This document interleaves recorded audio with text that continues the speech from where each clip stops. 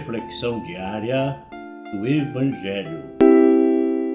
Hoje, extraído de João, capítulo 10, dos versículos 31 ao 42. Estamos no tempo comum do calendário litúrgico da Igreja, que se estende desde o tempo natalino ao tempo pascal, tempo da Páscoa, que é o período mais forte dentro da liturgia da nossa Igreja. Percebe-se ultimamente que todos os evangelhos, inclusive o de ontem, de antes de ontem, todos recentemente, narram perseguições a Jesus. É um tempo fortíssimo. Esse tempo comum se estende à preparação da Páscoa. O Evangelho de hoje também dá continuidade a esta narrativa com conteúdos bem fortes nesse tempo comum da liturgia. Isso se dá pelas atitudes de Jesus, que são bastante contundentes, são bastante relevantes na implantação do reino de Deus aqui na terra. A implantação do reino de luz que substitui o reino das trevas.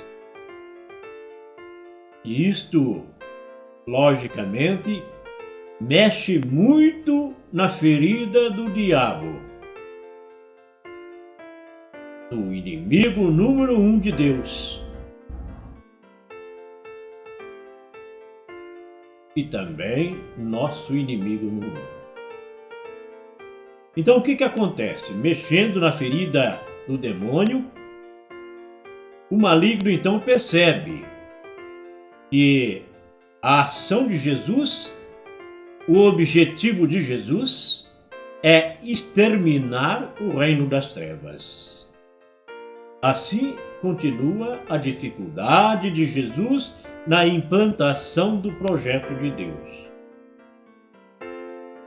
E as obras de Jesus testemunham o poder de Deus nas pessoas. Então o maligno percebe que Deus está tirando o privilégio dele ser dono das pessoas. E nesse tempo acontece então que as pessoas invejosas não admitiam, naquela época e hoje também, essas coisas de Deus. Nós vemos aí no mundo da política, da esquerdalha, falando contra os princípios, contra os valores.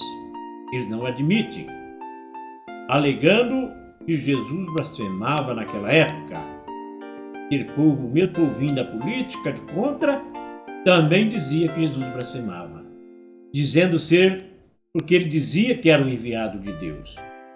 Ele não aceitava que Jesus era o Deus vivo no mundo. Por isso, pegavam em pedras para apedrejá-los aqui neste evangelho de hoje. E queriam apedrejar Jesus de qualquer forma. Armava armadilhas com palavras, um jeitinho manso de falar, para pregar, para fazer como uma arapuca, para que Jesus caísse na armadilha e pudesse assim incriminar Jesus. Jesus, no entanto, se referindo à própria Escritura, ele afirmava: vocês não viram lá dizer? Por que vocês estão se escandalizando por eu dizer que sou filho de Deus? E que Deus está em mim e eu estou em Deus? Não está escrito nas Escrituras que os homens são deuses? As pessoas às quais se dirigiu a palavra de Deus são deuses? Então por que vós escandaleis estão tão escandalizados. Ora, se ele realizava as boas obras do Pai, se ele fazia prodígios e milagres em nome do Pai, em nome de Deus, por que não acreditar que ele era Deus? Como não acreditar que Jesus era o verdadeiro enviado de Deus se ele fazia obras extraordinárias, maravilhosas? Se até os homens a Escritura se refere como sendo deuses, aqueles que escutam a palavra de Deus são deuses. A Escritura afirma isto. Se até isso a Escritura fala, pelo simples fato de escutarmos a palavra de Deus e pô-la em prática, já somos deuses. Imagine aquele que faz as obras de Deus, que é Jesus Cristo. As coisas de Deus são difíceis de ser acolhidas com a mentalidade humana. Eu vejo aqui minhas pregações no Evangelho. Meia dúzia de gatos pingados me assistem os vídeos. Quando se fala de Deus, são difíceis as coisas. A mentalidade do homem é muito pequena. Transcendem a ideia e o pensamento do homem. As coisas maravilhosas e imensuráveis de Deus. O homem se apega ao superficial e transitório e não assimila a mensagem que vem do céu. Porque é limitado. Porque é pecador. O pecado não deixa o homem enxergar. Ele não consegue assimilar os mistérios que vêm do coração de Deus. Ele não consegue ser acessível às inspirações do Espírito Santo. Por isso, precisamos urgentemente nos conscientizar de que a palavra de Deus diviniza a nossa humanidade e nos motiva também a realizar as obras do Pai. Isto acontece na nossa vida quando nos propomos a fazer algo de bom. Estamos a serviço do reino de Deus, sendo guiados pela sua palavra e vivenciando o Evangelho que Jesus veio nos transmitir. Nessas circunstâncias, então, meus irmãos, as pessoas também não nos olham pelo que fazemos de bom, mas pelo que parecemos ser. As pessoas enxergam aquilo que fazemos errado, mas o que fazemos de bom faz vista grossa.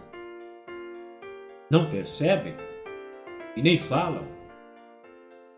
Não enaltecem só aquilo que fazemos errado. Principalmente quem pertence a uma igreja, desenvolve algum trabalho dentro da igreja. Só vê os defeitos, só aponta os defeitos. Isto é, nos julgam pelas aparências. As aparências se enganam, e muito. Em razão disso, despertamos a inveja e os despeitos de pessoas que não compreendem o verdadeiro sentido daquilo que empreendemos. O cara quer se aparecer, fica falando lá na igreja, dando palestra, olha, engajado nos movimentos da igreja, e todos os caras que gostam de pedestais, então só criticam esse lado, não vê o coração da pessoa como Deus vê. Precisamos então ter cuidado, se também a nossa caminhada não estamos nos detendo em coisas superficiais. os julgamentos vãs. Por isso, não assumimos Jesus como Senhor da nossa vida.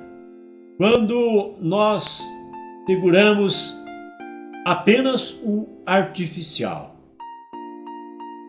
quando nós seguramos apenas o superficial, aquilo que criamos com superficialidade, e esquecemos-nos do essencial.